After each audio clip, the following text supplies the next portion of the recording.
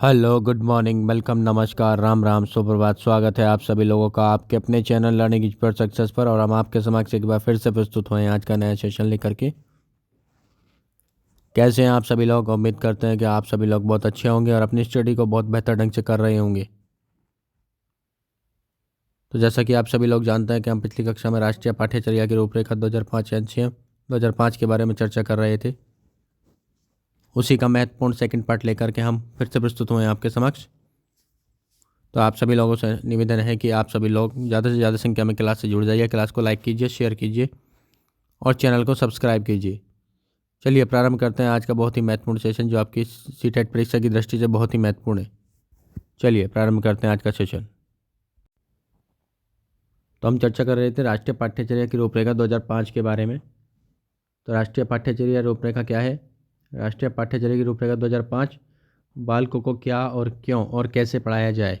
राष्ट्रीय पाठ्यचर्या 2005 एनसीएफ यानी कि नेशनल करिकुलम फ्रेमवर्क 2005 इन्हीं विषयों पर ध्यान केंद्रित कराने हेतु एक नवीनतम दस्तावेज है।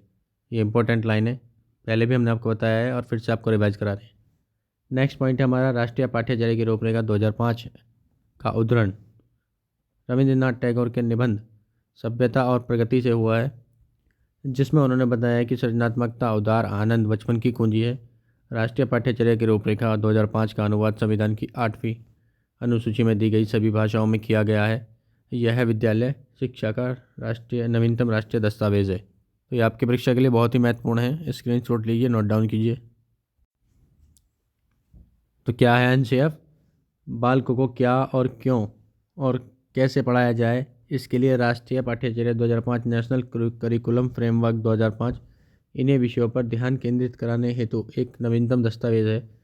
नेक्स्ट पॉइंट हमने आपको बताया कि राष्ट्रीय पाठ्यचर्या की रूपरेखा एनसीएफ 2005 का उद्धरण रविंद्रनाथ टैगोर के निबंध संग्रह सभ्यता और प्रगति से हुआ है। यहाँ पे आपको प्रश्न पूछ लिया जाता है कि जो एनसीएफ 2005 है उसका आधार क्या है, उसका उद्धरण कहाँ से हुआ है। तो सभ्यता और प्रगति, जो कि रविंद्रनाथ टैगोर का निबंध संग्रह है, उससे हुआ है, जिसमें उन्होंने बताया कि सृजनात्मकता क्या है? उदार आनंद और उदार आनंद बचपन की कुंजी है। यानी कि उन्होंने बताया कि सृजनात्मकता, उदार आनंद बचपन की कुंजी है। और राष्ट्रीय पाठ्यचर्या की रूपरेखा का अनुवाद संविधान की 8वीं अनुसूची में दी गई सभी भाषाओं, 8वीं अनुसूची में कितनी भाषाएं हैं? 22 भाषाएं हैं। कितनी है? 22 भाषाएं हैं, सभी में किया गया है। यह विद्यालय शिक्षा का नवीनतम राष्ट्रीय दस्तावेज है। तो बहुत ही इंपॉर्टेंट है आपकी परीक्षा के लिए। स्क्रीनशॉट लीजिए, नोट डाउन कीजिए। चलिए चलते हैं नेक्स्ट। तो चलिए आगे चर्चा करते हैं राष्ट्रीय पाठ्यचर्या रूपरेखा 2005 में दिए गए मार्गदर्शी सिद्धांतों के बारे में। यानी कि इसके अंतर्गत कुछ मार्गदर्शी सिद्धांत दिए गए हैं, उनके बारे में चर्चा कर लेते हैं। यानी कि प्रिंसिपल ऑफ एनसीएफ 2005। तो पहला पॉइंट यहाँ पे क्या दिया गया? पहला सिद्धांत दिया गया है कि स्कूल के ज्ञान को स्कूल के बाहरी जीवन से जोड़ा जाए। यानी कि बच्चों का जो ज्ञान है उसको स्कूल के बाहरी जीवन से जोड़ा जाए। इसके अंतर्गत क्या कहा है इन्होंने, क्या दिया है उद्देश्य? कि एनसीएफ 2005 का मुख्य उद्देश्य जीवन एवं ज्ञान के मध्य दूरी को कम करना था। इस प्रक्रिया में बच्चों के विद्यालय जीवन को बाहरी जीवन से जोड़ना चाहिए, ये इसमें कहा गया है। यानी कि बच्चों के ज्ञान को जो है उनके बाहर के जीवन से भी जोड़ना चाहिए, यह इसमें कहा गया है। नेक्स्ट सिद्धांत है हमारा, पढ़ाई को रटने की प्रणाली से मुक्त किया जाए। यानी कि पढ़ाई को रटन प्रणाली के माध्यम से ना किया जाए, उसको रटने की प्रणाली से मुक्त किया जाए। बच्चों को करके सीखने के आधार पर शिक्षण कराया जाए। क्या कहा गया इसमें? राष्ट्रीय पाठ्यचर्या की रूपरेखा 2005 को प्राथमिक शिक्षा में लागू किया गया, जिससे अधिगम प्रक्रिया के माध्यम से विद्यार्थियों को रटने की प्रणाली से मुक्त करना था, ताकि विद्यार्थियों का चहुमुखी विकास हो सके। तो ये पॉइंट आपकी परीक्षा की दृष्टि से बहुत ही महत्वपूर्ण है। पहला पॉइंट हमारा, स्कूल को बाहर के जीवन से जोड़ना, स्कूल को ज्ञान को स्कूल के बाहरी जीवन से जोड़ा जाए। तो एनसीएफ का मुख्य उद्देश्य था जीवन और ज्ञान के मध्य दूरी को कम करना था। यानी कि जीवन और ज्ञान के मध्य जो दूरी है उसको कम करना, और इस प्रक्रिया में बच्चों के विद्यालय जीवन को बाहरी जीवन से जोड़ना चाहिए, जिससे कि बालक नवीन प्रक्रियाओं के माध्यम से किसी समस्या को समझ सके या नवीन चीज़ों के बारे में सृजन कर सके। तो बच्चों का जो ज्ञान है उसको स्कूल के बाहरी जीवन से जोड़ा जाए। नेक्स्ट है हमारा, पढ़ाई को रटन प्रणाली से मुक्त किया जाए, यानी कि पढ़ाई को रटने की प्रणाली से मुक्त किया जाए। तो राष्ट्रीय पाठ्यचर्या की रूपरेखा 2005 को प्राथमिक शिक्षा में लागू किया गया, जिससे अधिगम प्रक्रिया यानी कि सीखने के माध्यम से विद्यार्थियों को रटने की प्रणाली से मुक्त करना था, ताकि विद्यार्थियों का चहुमुखी विकास हो सके, ताकि हर क्षेत्र में वो सीख सकें, उनका विकास हो सके। चलिए चलते हैं नेक्स्ट। अगला सिद्धांत है हमारा पाठ्यचर्या पाठ्यपुस्तक केंद्रित ना हो। पाठ्यचर्या पाठ्यपुस्तक केंद्रित ना हो, अगला पॉइंट हमारा है पाठ्यचर्या पाठ्यपुस्तक केंद्रित ना हो, यानी कि क्या कहा गया है, शिक्षण अधिगम प्रक्रिया जो है बाल केंद्रित होनी चाहिए। ऐसी विषय सामग्री का उपयोग किया जाए जिससे प्रभावशाली व्यक्तित्व का निर्माण हो सके। नेक्स्ट पॉइंट, नेक्स्ट सिद्धांत क्या है हमारा, कक्षा कक्ष को गतिविधियों से जोड़ा जाए और इसमें लचीलापन बनाया जाए। एनसीएफ 2005 का निर्माण एनसीईआरटी द्वारा किया गया था एवं इसको पूर्ण करने का कार्य निदेशक प्रोफेसर कृष्ण कुमार के नेतृत्व में किया गया था। इसका प्रमुख लक्ष्य आत्मज्ञान अर्थात विद्यार्थियों को अलग अलग अनुभवों का अवसर देकर उन्हें स्वयं ज्ञान की प्राप्ति करनी होती है, इससे था। नेक्स्ट पांचवा सिद्धांत है हमारा राष्ट्रीय मूल्यों के प्रति आस्थावान विद्यार्थी तैयार हों या राष्ट्रीय महत्व के बिंदुओं को पाठ्यक्रम में शामिल किया जाए। तो क्या था इसमें, राष्ट्रीय पाठ्यचर्या की रूपरेखा 2005 के अनुसार हर विद्यार्थी को अपनी क्षमता और कौशल होते हैं। हर विद्यार्थी के अंतर्गत क्या होते हैं, अपनी क्षमता और कौशल होते हैं, और तो हर विद्यार्थी को उसे व्यक्त करने का मौका प्रदान किया जाए। ये एनसीएफ 2005 के बारे में पांचवा सिद्धांत कहा गया है। तो तीसरा सिद्धांत था हमारा कि पाठ्यचर्या पाठ्यपुस्तक केंद्रित ना हो। पाठ्यचर्या क्या हो कि पाठ्यपुस्तक केंद्रित ना हो, ये क्या हो, बाल केंद्रित हो। क्या हो, बाल केंद्रित होनी चाहिए। पाठ्यचर्या कैसी होनी चाहिए, बाल केंद्रित होनी चाहिए। क्या कहा गया तीसरे सिद्धांत में एनसीएफ 2005 द्वारा कि पाठ्यचर्या पाठ्यपुस्तक केंद्रित ना हो, बाल केंद्रित हो, यानी कि शिक्षण अधिगम प्रक्रिया बाल केंद्रित हो और ऐसी विषय सामग्री का उपयोग किया जाए जिससे प्रभावशाली व्यक्तित्व का निर्माण हो सके। नेक्स्ट है हमारा अगला सिद्धांत, कक्ष को गतिविधियों से जोड़ा जाए और इसे लचीला बनाया जाए, यानी कि एनसीएफ 2005 का निर्माण एनसीईआरटी द्वारा किया गया था और इसको पूर्ण करने का कार्य प्रोफेसर निदेशक जो हैं उसका कार्य पूर्ण करने का कार्य निदेशक प्रोफेसर कृष्ण कुमार के नेतृत्व में किया गया था और इसका प्रमुख लक्ष्य था आत्मज्ञान अर्थात विद्यार्थियों को अलग अलग अनुभवों का अवसर देकर उन्हें स्वयं ज्ञान की प्राप्ति करनी होती थी, यानी कि बच्चा करके सीख सके। क्या कर सके, करके सीख सके पर आधारित है ये, करके सीख सके, करके सीखने पर। तो बच्चा क्या कर सके, आत्मज्ञान अर्थात विद्यार्थियों को अलग अलग अनुभवों का अवसर प्रदान करें जिससे वह स्वयं से कुछ करके ज्ञान की प्राप्ति करें। नेक्स्ट हमारा सिद्धांत था राष्ट्रीय मूल्यों के प्रति आस्थावान विद्यार्थी तैयार हों या राष्ट्रीय महत्व के बिंदुओं को पाठ्यक्रम में शामिल किया जाए। तो इसमें क्या था, राष्ट्रीय पाठ्यचर्या की रूपरेखा 2005 के अनुसार हर विद्यार्थी की अपना क्षमता और कौशल होते हैं। क्या होते हैं, अपनी क्षमता और कौशल होते हैं। तो हर विद्यार्थी को उसे व्यक्त करने का मौका प्रदान किया जाए। यह महत्वपूर्ण बात इसमें कही गई है। स्क्रीनशॉट लेना चाहें स्क्रीनशॉट ले सकते हैं, आपकी परीक्षा के लिए बहुत ही महत्वपूर्ण है। स्क्रीनशॉट लेना चाहें स्क्रीनशॉट ले सकते हैं। चलिए चलते हैं नेक्स्ट। तो चलिए एक नज़र में एक बार आपसे फिर से रिवाइज करा देते हैं। एक नज़र में आपको फिर से रिवाइज करा देते हैं एनसीईआरटी 2005 के मार्गदर्शी सिद्धांत। तो पहला सिद्धांत है हमारा ज्ञान को स्कूल के बाहरी जीवन से जोड़ा जाए। नेक्स्ट है हमारा पढ़ाई को रटन प्रणाली से मुक्त किया जाए। नेक्स्ट है हमारा पाठ्यचर्या पाठ्यपुस्तक केंद्रित ना हो। नेक्स्ट है हमारा कक्ष को गतिविधियों से जोड़ा जाए और उसे लचीला बनाया जाए।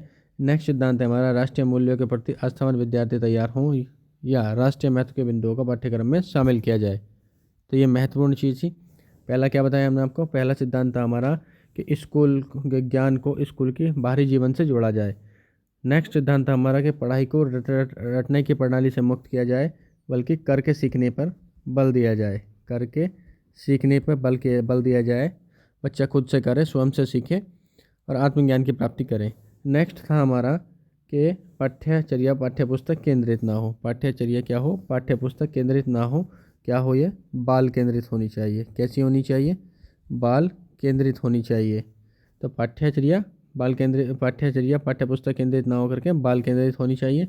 नेक्स्ट कक्ष को गतिविधियों से जोड़ा जाए और इसे लचीला बनाया जाए। कक्ष को विभिन्न प्रकार की गतिविधियों से जोड़ा जाए, इससे बच्चा करके सीख सके और स्वयं से ज्ञान की प्राप्ति कर सके। नेक्स्ट हमारा सिद्धांत था कि राष्ट्रीय मूल्यों के प्रति आस्थावान विद्यार्थी तैयार हों या राष्ट्रीय महत्व के बिंदुओं को पाठ्यक्रम में शामिल किया जाए। तो ये महत्वपूर्ण इम्पोर्टेंट कुछ लाइनें हैं जो 5 सिद्धांतों के माध्यम से NCF 2005 के द्वारा दी गई हैं। तो इनका आप स्क्रीनशॉट लीजिए, नोट डाउन कीजिए, आपकी परीक्षा के लिए बहुत ही महत्वपूर्ण है। बार बार यही चीज़ आती है आपकी परीक्षा में। चलिए चलते हैं नेक्स्ट।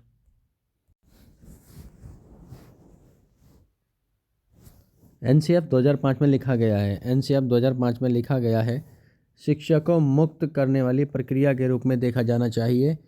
शिक्षा की प्रक्रिया को सभी तरह से शोषण और अन्याय, गरीबी, लिंग भेदभाव, जाति से मुक्त होना पड़ेगा, जो हमारे बच्चों को इस प्रक्रिया से वंचित करते हैं। यह मानव संसाधन विकास मंत्रालय यानी कि जो आप शिक्षा मंत्रालय है की पहल तथा प्रोफेसर यशपाल की अध्यक्षता में इसका निर्माण किया गया। ज्ञान को केवल किताबी ज्ञान से ही नहीं बल्कि बाहरी जीवन से जोड़ा जाए। इसके अलावा विद्यार्थी को रटंत प्रणाली से मुक्त किया जाए। पाठ्य पुस्तक पर आधारित शिक्षा नहीं हो। इसके अलावा शिक्षा राष्ट्रीय मूल्यों के प्रति आस्थावान विद्यार्थी को तैयार करती हो, ऐसी शिक्षा दी जाए। तो क्या कहा NCF में, क्या लिखा है NCF में? NCF 2005 में लिखा है कि राष्ट्रीय शिक्षा को शिक्षा को मुक्त करने वाली प्रक्रिया के रूप में देखा जाना चाहिए। शिक्षा की प्रक्रिया को सभी तरह से शोषण, अन्याय, गरीबी, लिंग भेदभाव यानी कि जेंडर पक्षपात ना किया जाए, इससे मुक्त किया जाए शिक्षा को। तो क्या कहा है? शिक्षा को मुक्त करने वाली प्रक्रिया के रूप में देखा जाना चाहिए। शिक्षा की प्रक्रिया को सभी तरह से शोषण और अन्याय, गरीबी, लिंग भेदभाव, जाति से मुक्त होना पड़ेगा, जो हमारे बच्चों को इस प्रक्रिया से वंचित करती है। चलिए चलते हैं आगे। यह है मानव संसाधन विकास मंत्रालय। मानव संसाधन विकास मंत्रालय का नाम हाल ही में क्या कर दिया गया है? शिक्षा मंत्रालय कर दिया गया है। ध्यान रखिएगा, इम्पोर्टेंट फैक्ट है, ये पूछा ही जाएगा आपकी परीक्षा में। शिक्षा मंत्रालय तो क्या कर दिया है? शिक्षा मंत्रालय। तो क्या है? यह है मानव संसाधन विकास मंत्रालय।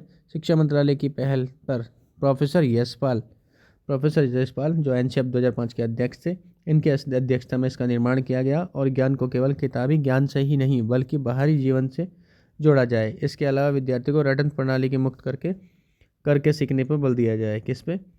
करके सीखने पे बल दिया जाए। करके सीखने पे बल दिया जाए। क्या किया जाए? करके सीखने पे बल दिया जाए। रटने की प्रणाली पे नहीं, रटने की प्रणाली को आधार ना बनाया जाए, करके सीखने में बल दिया जाए। पाठ्य पुस्तक पर आधारित शिक्षा नहीं होनी चाहिए। पाठ्य पुस्तक पर आधारित शिक्षा नहीं होनी चाहिए। यह शिक्षा बाल केंद्रित होनी चाहिए। इसके अलावा राष्ट्रीय मूल्यों के प्रति आस्थावान विद्यार्थियों को तैयार किया जाए। तो स्क्रीनशॉट लेना चाहें स्क्रीनशॉट ले सकते हैं। चलिए चलते हैं नेक्स्ट। चलिए अभी तक हमने जितना पढ़ा उसके बारे में एक बार रिवीजन कर लेते हैं प्रश्नों के माध्यम से, और बहुत ही महत्वपूर्ण प्रश्न रहेंगे जो सीधे सीधे आपकी परीक्षा में बनते हैं। तो चलिए जल्दी से जल्दी जुड़ जाइए। चलिए कुछ महत्वपूर्ण प्रश्नों के बारे में चर्चा कर लेते हैं, फिर विस्तार से आगे इसके बारे में चर्चा करेंगे। तो चलिए प्रारंभ करते हैं पहले प्रश्न से। तो पहला प्रश्न दिया है हमारा, किसकी अध्यक्षता में NCF 2005 तैयार किया गया? किसकी अध्यक्षता में NCF 2005 तैयार किया गया? किसकी अध्यक्षता में NCF 2005 तैयार किया गया? तो आपका राइट आंसर होगा प्रोफेसर यशपाल की अध्यक्षता में NCF 2005 तैयार किया। नेक्स्ट प्रश्न है हमारा, NCF 2005 के निदेशक कौन थे? तो NCF 2005 के निदेशक कौन थे? प्रोफेसर कृष्ण कुमार थे। कौन थे? प्रोफेसर कृष्ण कुमार थे। नेक्स्ट प्रश्न हमारा, NCF 2005 का मुख्य सूत्र क्या था और यह कब दिया गया? तो NCF 2005 का मुख्य सूत्र था शिक्षा बिना बोझ के, और यह कब दिया गया? 1993 में दिया गया। नेक्स्ट प्रश्न है हमारा, किस मंत्रालय की पहल पर NCF 2005 तैयार किया गया था? तो आपका आंसर होगा मानव संसाधन विकास मंत्रालय, जो कि अभी शिक्षा मंत्रालय के नाम से जाना जाता है। चलो एक बार फिर से रिवीजन हो जाए। प्रश्न एक हमने आपसे बताया कि किसकी अध्यक्षता में NCF 2005 NCF 2005 तैयार किया गया? तो आपका राइट आंसर है प्रोफेसर यशपाल। किसकी अध्यक्षता में NCF 2005 तैयार किया गया? तो प्रोफेसर यशपाल की अध्यक्षता में ये जो है NCF 2005 तैयार किया गया। नेक्स्ट प्रश्न हमने आपसे बताया, NCF 2005 के निदेशक कौन थे? तो प्रोफेसर कृष्ण कुमार कौन थे? इसके निदेशक थे। कौन थे? इसके निदेशक थे। नेक्स्ट नेक्स्ट प्रश्न हमने आपको बताया राष्ट्रीय पाठ्यचर्या 2005 यानी कि एनसीएफ 2005 का मुख्य सूत्र क्या था और ये कब दिया गया। तो यह है शिक्षा बिना बोझ के। क्या था ये? शिक्षा बिना बोझ के। और ये कब दिया गया? 1993 में दिया गया। नेक्स्ट प्रश्न हमारा किस मंत्रालय की पहल पर एनसीएफ 2005 तैयार किया गया। तो किस मंत्रालय की पहल पर किया गया? मानव संसाधन विकास मंत्रालय की पहल पर तैयार किया गया। और वर्तमान में इसको क्या कहा जाता है? शिक्षा मंत्रालय कहा जाता है। क्या कहा जाता है? शिक्षा मंत्रालय कहा जाता है। तो बहुत ही इंपॉर्टेंट प्रश्न है, सीधे सीधे आपकी परीक्षा में बनते हैं। स्क्रीनशॉट लीजिए। चलिए चलते हैं नेक्स्ट। स्क्रीनशॉट लीजिए। चलिए चलते हैं नेक्स्ट। नेक्स्ट प्रश्न है हमारा एनसीएफ 2005 का प्रारंभ रविंद्रनाथ टैगोर के किस निबंध से होता है। एनसीएफ 2005 का प्रारंभ रविंद्रनाथ टैगोर के किस निबंध से होता है। तो आपका आंसर होगा सभ्यता और प्रगति। सभ्यता और प्रगति। नेक्स्ट प्रश्न है हमारा राष्ट्रीय पाठ्यचर्या की रूपरेखा 2005 के अनुसार एक शिक्षक की भूमिका कैसी होनी चाहिए। तो एक शिक्षक की भूमिका कैसी होनी चाहिए एनसीएफ 2005 के अनुसार? एक सुविधादाता के रूप में होनी चाहिए। नेक्स्ट क्वेश्चन है हमारा करिकुलम किस भाषा का शब्द है। तो करिकुलम किस भाषा का शब्द है? लैटिन भाषा का शब्द है। नेक्स्ट प्रश्न है हमारा एनसीएफ 2005 के किन शिक्षण सूत्रों का अधिकतम प्रयोग का सुझाव दिया गया है। तो हमारा राइट आंसर होगा ज्ञात से अज्ञात की ओर और मूर्त से अमूर्त की ओर। यह महत्वपूर्ण प्रश्न बहुत ही महत्वपूर्ण है आपकी परीक्षा की दृष्टि से। एक एक प्रश्न आप जो है रट लीजिएगा, यहीं से प्रश्न आपसे पूछे जाते हैं। तो एक बार फिर से रिवीजन हो जाए। तो पहला प्रश्न है हमारा एनसीएफ 2005 का प्रारंभ रविंद्रनाथ टैगोर के किस निबंध से होता है। तो किससे होता है? सभ्यता और प्रगति से। सभ्यता और प्रगति से होता है। किससे होता है? सभ्यता और प्रगति से होता है। नेक्स्ट प्रश्न हमारा राष्ट्रीय पाठ्यचर्या की रूपरेखा 2005 के अनुसार एक शिक्षक की भूमिका। ये प्रश्न आता है शिक्षक की भूमिका किस रूप में होनी चाहिए? सुविधादाता। क्या है? सुविधादाता के रूप में होनी चाहिए एक शिक्षक की भूमिका। नेक्स्ट करिकुलम किस भाषा का शब्द है। तो ये लैटिन भाषा का शब्द है। नेक्स्ट एनसीएफ 2005 किन सूत्रों के अधिकतम प्रयोग का सुझाव देता है। यानी कि एनसीएफ 2005 में किन शिक्षण सूत्रों के अधिकतम प्रयोग का सुझाव दिया गया है। तो क्या दिया गया है? ज्ञात से अज्ञात और मूर्त से अमूर्त। ज्ञात से अज्ञात, ज्ञात से अज्ञात और मूर्त से अमूर्त का सिद्धांत का सुझाव दिया गया है। तो बहुत ही महत्वपूर्ण है आपकी परीक्षा के लिए। स्क्रीनशॉट लेना चाहें स्क्रीनशॉट ले सकते हैं। स्क्रीनशॉट लेना चाहें स्क्रीनशॉट ले सकते हैं। चलिए चलते हैं नेक्स्ट। नेक्स्ट प्रश्न है हमारा विद्यालय शिक्षा का अब तक का नवीनतम राष्ट्रीय दस्तावेज कौन सा है। तो आपका राइट आंसर होगा हाल ही में अभी एनसीएफ 2005 बना था लास्ट में। तो एनसीएफ 2005 अब तक का नवीनतम राष्ट्रीय दस्तावेज है। नेक्स्ट प्रश्न है हमारा शिक्षा बिना बोझ के एनसीएफ 2005 का प्रमुख स्रोत है। इसका अर्थ क्या होता है। तो पाठ्यचर्या के बोझ को कम करना। नेक्स्ट प्रश्न है हमारा एनसीएफ 2005 का भाषा फार्मूला क्या है। तो ये क्या है? आंसर होगा आपका त्रिभाषा फार्मूला। नेक्स्ट है हमारा एनसीएफ 2005 में प्रथम भाषा, द्वितीय भाषा और तृतीय भाषा क्या है। यानी कि त्रिभाषा फार्मूला क्या है। तो इसमें क्या है कि प्रथम भाषा हिंदी यानी कि राज्य भाषा, स्थानीय भाषा या क्षेत्रीय भाषा, द्वितीय भाषा के रूप में अंग्रेजी और ये अंतर्राष्ट्रीय भाषा के रूप में, और तृतीय भाषा स्थानीय भाषा पंजाबी या संस्कृत, तमिल जो भी उसकी क्षेत्रीय भाषा है वो हो सकती है। तो बहुत ही इंपॉर्टेंट है। स्क्रीनशॉट लीजिए। एक बार और रिवाइज करा देते हैं आपको ताकि परीक्षा में आप प्रश्न बिल्कुल भी गलत करके ना आए। तो चलिए एक बार फिर से रिवाइज कराते हैं आपको। प्रश्न है हमारा विद्यालय शिक्षा का अब तक का नवीनतम राष्ट्रीय दस्तावेज है। तो कौन सा है? एनसीएफ 2005। एनसीएफ 2005 अब तक का क्या है? नवीनतम दस्तावेज है। नेक्स्ट प्रश्न हमारा शिक्षा बिना बोझ के जो एनसीएफ 2005 का प्रमुख स्रोत है इसका अर्थ क्या होता है। तो इसका अर्थ होता है पाठ्यचर्या के बोझ को कम करना, यानी कि शिक्षा के बोझ को कम करना। नेक्स्ट प्रश्न है हमारा कि एनसीएफ 2005 का भाषा फार्मूला क्या है। तो क्या है? ये त्रिभाषा है। 3 भाषाओं में शिक्षा क्या है? त्रिभाषा फार्मूला है। नेक्स्ट प्रश्न है हमारा एनसीएफ 2005 में प्रथम भाषा, द्वितीय भाषा एवं तृतीय भाषा क्या है। तो प्रथम भाषा राष्ट्रीय भाषा यानी कि राज्य की भाषा, द्वितीय भाषा अंग्रेजी अंतर्राष्ट्रीय भाषा और तृतीय भाषा स्थानीय भाषा पंजाबी, संस्कृत, तमिल जो भी है उसकी स्थानीय भाषा वो हो सकती है। तो चलिए स्क्रीनशॉट लीजिए और बताइए कैसी लग रही है आपको हमारी क्लास को लाइक कीजिए, शेयर कीजिए, चैनल को सब्सक्राइब कीजिए। चलिए चलते हैं नेक्स्ट प्रश्न है हमारा यशपाल समिति ने मानव संसाधन विकास मंत्रालय को अपनी रिपोर्ट कब सौंपी। यशपाल समिति ने मानव संसाधन विकास मंत्रालय को अपनी रिपोर्ट कब सौंपी? तो आपका आंसर होगा 15 जुलाई 1993 को। नेक्स्ट प्रश्न है हमारा, एनसीएफ 2005 किस पर बल देती है? तो एनसीएफ 2005 करके सीखने पर बल देती है। मैंने बताया था ना पहले आपको कि रटने की प्रणाली से मुक्त किया जाए और बच्चों को बाहरी जीवन से जोड़ा जाए और नवीन ज्ञान की प्राप्ति के लिए उन्हें अवसर प्रदान किए जाएँ। तो ये क्या बल देती है? एनसीएफ 2005 किस पर बल देती है? करके सीखने में बल देती है। नेक्स्ट प्रश्न है हमारा, राष्ट्रीय पाठ्यचर्या की रूपरेखा 2005 के अनुसार कक्षा में एक शिक्षक की भूमिका कैसी होनी चाहिए? तो एक उत्प्रेरक के रूप में या एक सुविधादाता के रूप में होनी चाहिए, जैसे कि मैंने आपको पीछे भी बताया। नेक्स्ट आपका प्रश्न है, भारत में अब तक एनसीएफ का संचालन कितनी बार हो चुका है? तो ये मैंने पिछली कक्षा में भी आपको बताया था, वही क्वेश्चन आपको रिपीट हो रहे हैं और आपकी परीक्षा की दृष्टि से बहुत ही महत्वपूर्ण है। तो आपका उत्तर होगा कितनी बार? 4 बार। पहली बार 1975 में, दूसरी बार 1988, तीसरी बार 2005 और चौथी बार आपका 2005 में, 2005 में। तो ये बहुत ही महत्वपूर्ण है आपकी परीक्षा के लिए। तो ये आप यहाँ पे ध्यान रखिएगा, पहली बार 1975, दूसरी बार 1988, यानी कि ये 1988 जो है 1986 के संदर्भ में ही है। 1986 को तो कहीं पे कहीं जो है कभी कभी प्रश्न में जो 1988 देखे 1986 देता है, क्योंकि ये 1986 के संदर्भ में ही 1988 एनसीएफ तैयार किया गया था। और तीसरा आपका 2000 में और चौथा आपका 2005 में। महत्वपूर्ण है, स्क्रीनशॉट लीजिए। तो चलिए एक बार फिर से आपको रिवाइज करा देते हैं। तो प्रश्न था हमारा, यशपाल समिति ने मानव संसाधन विकास मंत्रालय को अपनी रिपोर्ट कब सौंपी? और ये आप ध्यान रखिएगा, मानव संसाधन विकास मंत्रालय का नाम अभी क्या कर दिया गया है? शिक्षा मंत्रालय कर दिया गया है। क्या कर दिया गया है? शिक्षा मंत्रालय कर दिया गया है, ये आप ध्यान रखिएगा।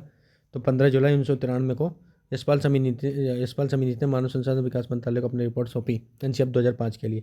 नेक्स्ट प्रश्न है आपका, एनसीएफ 2005 किस पर बल देती है? तो एनसीएफ 2005 करके सीखने पर बल देती है। किस पर देती है? करके सीखने पर बल देती है। नेक्स्ट प्रश्न हमारा, राष्ट्रीय पाठ्यचर्या की रूपरेखा 2005 के अनुसार एक शिक्षक की भूमिका कैसी होनी चाहिए? तो एक शिक्षक की भूमिका एक उत्प्रेरक के रूप में होनी चाहिए या एक सुविधादाता के रूप में होनी चाहिए। पिछली स्लाइड में हमने आपको प्रश्न बताया था, सुविधादाता के रूप में होनी चाहिए। तो ये इंपॉर्टेंट है, राष्ट्रीय पाठ्यचर्या की रूपरेखा 2005 के अनुसार एक शिक्षक की भूमिका कैसी होनी चाहिए? या तो एक उत्प्रेरक के रूप में या सुविधादाता के रूप में होनी चाहिए। नेक्स्ट इंपॉर्टेंट प्रश्न था हमारा कि भारत में अब तक कितनी बार एनसीएफ 2005 का संचालन हो, मतलब भारत में अब तक 2005 का नहीं, भारत में अब तक एनसीएफ का संचालन कितनी बार किया जा चुका है? तो अब तक कितनी बार किया जा चुका है? 4 बार किया जा चुका है। कितनी बार किया जा चुका है? 4 बार किया जा चुका है। कैसे कैसे अब ये बता देते हैं आपको, कैसे कैसे ये आपको बता देते हैं। पहला जो किया गया था, पहला एनसीएफ जो तैयार किया था वो 1975 में तैयार किया गया था, 1975। सेकेंड जो तैयार किया गया था वो 1988 में किया गया था। पहले हमने आपको पिछले स्लाइड में, पिछले क्लास में हमने आपको बताया था 1986। तो ये 1986 के संदर्भ में ही है। तो परीक्षा के अंतर्गत आपको 1988 यहाँ देखेंगे 1986 भी दे सकता है। तो ये 1986 के संदर्भ में 1988 एनसीएफ तैयार किया गया। 1986 के संदर्भ में 1988 एनसीएफ तैयार किया गया। नेक्स्ट थर्ड है आपका 2000 में। और अभी चौथा जो बना है आपका, फोर्थ जो बना है वो बना है 2005 में। तो इस तरह आपका भारत में अब तक 4 बार एनसीएफ का संचालन हो चुका है। पहली बार आपका 1975 में, दूसरी बार आपका 1988 में, तीसरी बार आपका 2000 में और चौथी बार आपका 2005 में। तो ये बहुत ही महत्वपूर्ण प्रश्न आपकी परीक्षा के लिए थे, जो बहुत ही उपयोगी हैं आपकी परीक्षा की दृष्टि से। तो आप सभी लोग इनका स्क्रीनशॉट लीजिए, नोट डाउन कीजिए और निरंतर अपनी स्टडी कीजिए। तो उम्मीद करते हैं आपको हमारी क्लास बहुत अच्छी लगी होगी। तो आप सभी से निवेदन करते हैं कि आप सभी लोग हमारी क्लास को लाइक कीजिए, शेयर कीजिए और चैनल को सब्सक्राइब कीजिए, जिससे हमें और भी मोटिवेशन मिलेगा आगे इस तरह की महत्वपूर्ण क्लास बनाने के लिए। तो आपसे निवेदन है, चैनल को सब्सक्राइब कीजिए, क्लास को शेयर कीजिए और अपनी स्टडी को निरंतर करते रहिए। तो उम्मीद करते हैं कि आप अपनी स्टडी बेहतर ढंग से कर रहे होंगे और इसी तरह से बेहतर ढंग से करते रहेंगे। इन्हीं उम्मीदों के साथ समापन करते हैं आज की क्लास का यहीं पर और मिलते हैं जल्दी आपसे अगली क्लास में। तब तक के लिए जय हिंद, वंदे मातरम, धन्यवाद।